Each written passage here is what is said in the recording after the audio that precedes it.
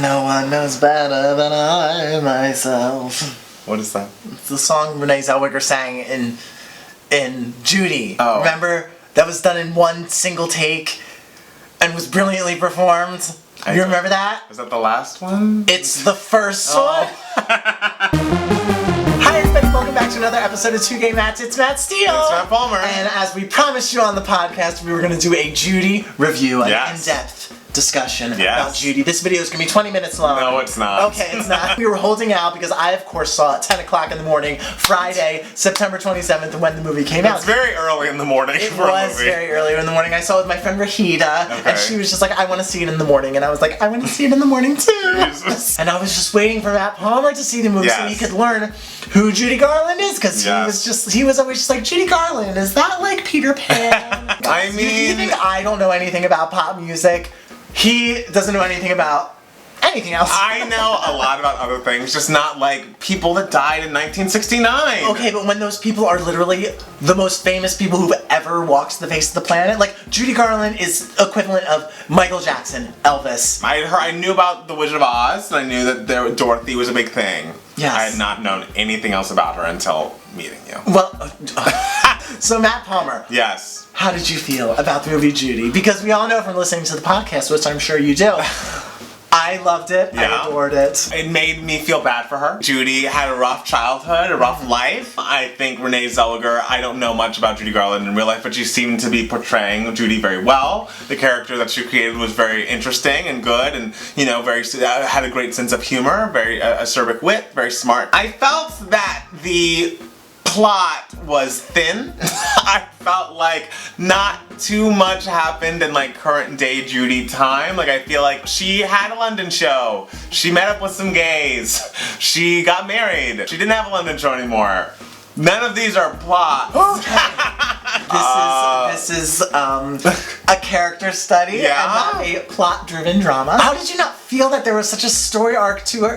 Okay, I guess let's start at the beginning. So Judy is directed by Rupert Gould. The screenplay is by Tom Edge, and it's adapted by from the play and End of the Rainbow. It follows the 5-week London stint that Judy Garland had when she had a hard time. She was looking for work. She couldn't get a manager. She was essentially losing money even though she was one of the most famous people on the planet, and she couldn't get any work because she was deemed as unreliable because she had a number of problems with, medication abuse. She had to take this 5-week stint in London, which she did not want to take, but she has to take it so that she can keep custody of her children because her ex-husband, Sid Luft, wanted custody of the children, and Judy's like, over my dead body, I'm gonna take this 5-week concert in London, even though I don't want to do it, so I can make money and prove that I'm working, and I can keep my children and they can grow up in a stable household with me, even though I'm slightly unstable. I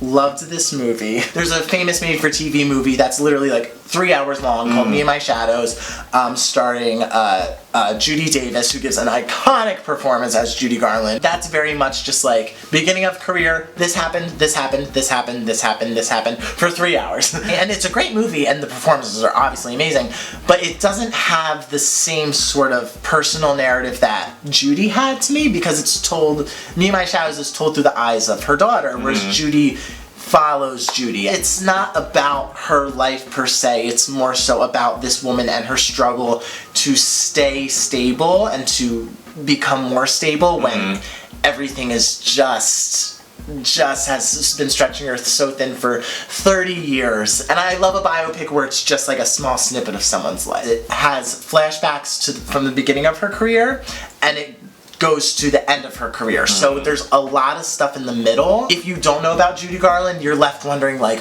whoa, what happened? Like, we see the bookends. What happened in the middle to see her get to this point? And that's kind of what I love about it, that sort of mystery. Were you confused that you didn't see all of those things in the middle? Like, not confused, but I feel like people who know what happened in the middle would care more about it. Because I don't know anything else about her. I know that she started off and was given pills as a young person, and then, but by the end she's a lot. Like, she's she's not the most likable character in the world at this stage in her career. Maybe I cared more because I do know the history of everything. Yeah. And so it was so... And see, to me, I was just like...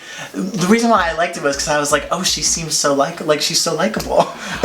And like, at some point, I felt bad when they would like push her on stage, but at some point it was like, well, what other options do you have? You signed a contract, you have to do this show. Like, get on stage, of girl. Course, but you know, she had such a problem.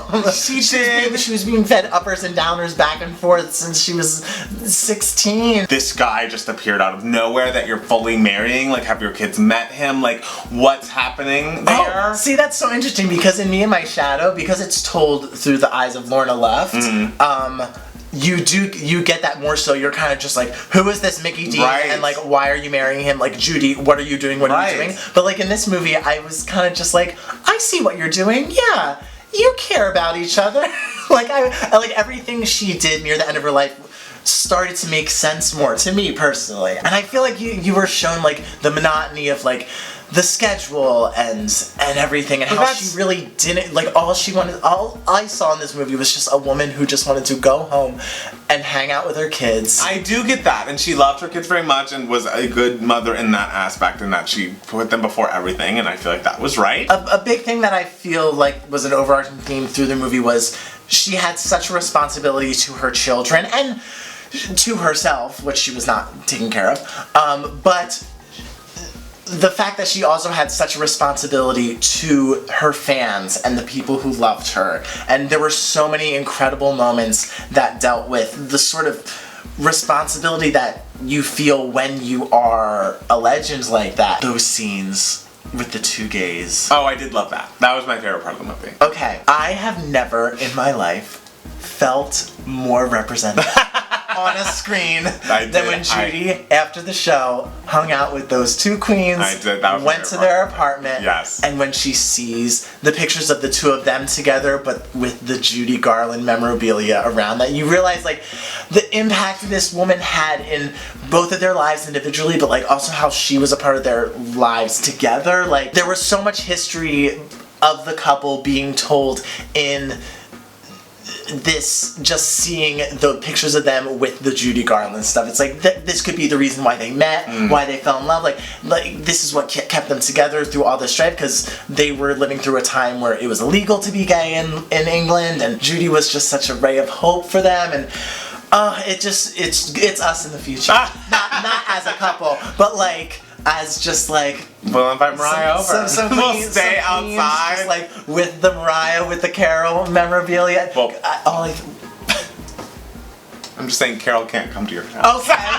I thought that's what you were saying. I wasn't gonna go there. Okay, but all I could think about during that moment was just like, imagine like Mariah hanging out with Matt Palmer, and Matt Palmer just like playing some music for Mariah, and the two of them just singing together. Like, how happy would Matt Palmer? That was what I was thinking too. Like, that is also what I was thinking. Imagine. That was my favorite part of the movie. Oh my god! I thought that was the scene of the year. I do feel like there is a love and a love that is so loyal and so lasting. Like that people move on from pop stars and superstars so fast when they're not the young new thing, they're not the hot commodity.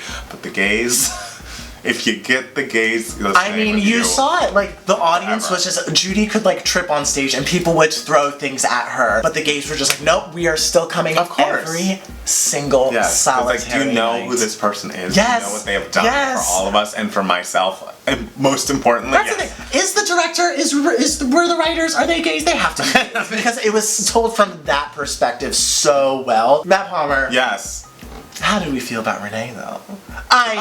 She was great. I mean, I don't like know Judy Garland, of course, but I felt like she was very much a real person. Every moment on screen, you could not watch her. She is the movie.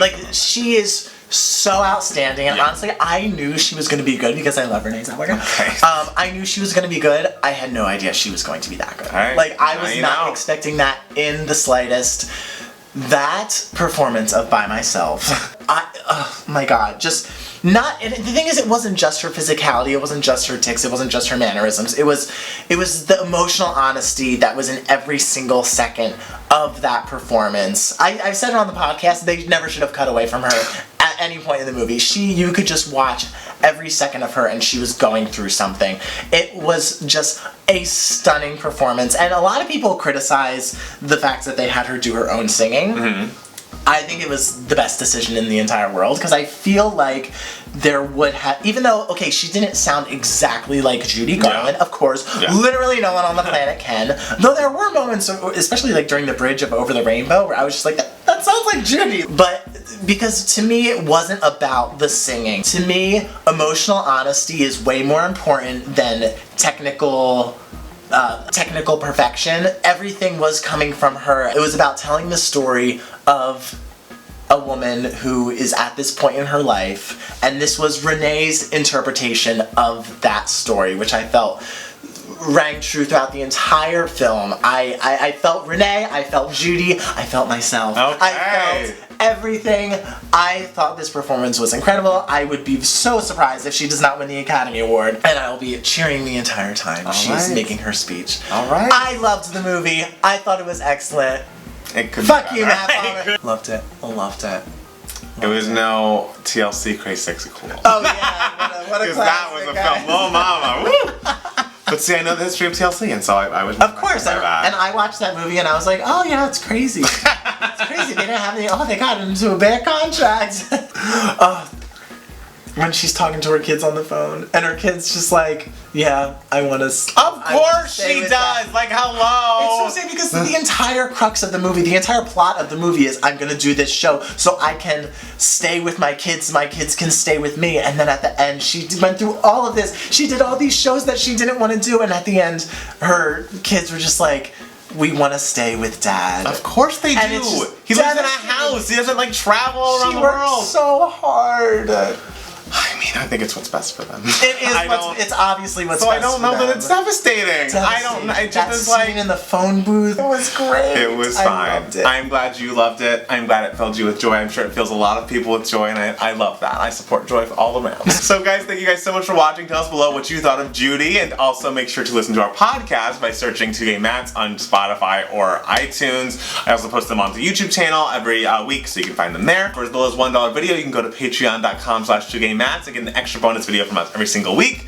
And follow us on Twitter and Instagram at 2 Gay Mats and Matt Palmer Music. And it's Matt Steele. And we'll be back soon with another brand new 2 Gay Mats. Yeah, we'll find out what Adam Parnell thinks about it. Yes, Adam Parnell. Tell us below. What do you think of Judy? What do you think of Judy, Adam Parnell? It was fine. It was incredible. I cried the whole time. I didn't cry. I wept. I wept after. Did you actually? I really cried. Really? Oh my god. That ending. The ending with her on the phone? What? The ending with her on the phone in the phone booth? What was the ending? No, the ending where she sings Somewhere Over the Rainbow. Oh, right, and then at the end when she's like, you won't forget me, you promise you won't. Oh, right. And then at the end it's just like, Judy Garland died 6 months later. And it's like, oh! I'm so sad right now just thinking about it. Thank you guys so much for watching. We'll be back soon with another brand new 2 Gay Mats. Bye. Bye.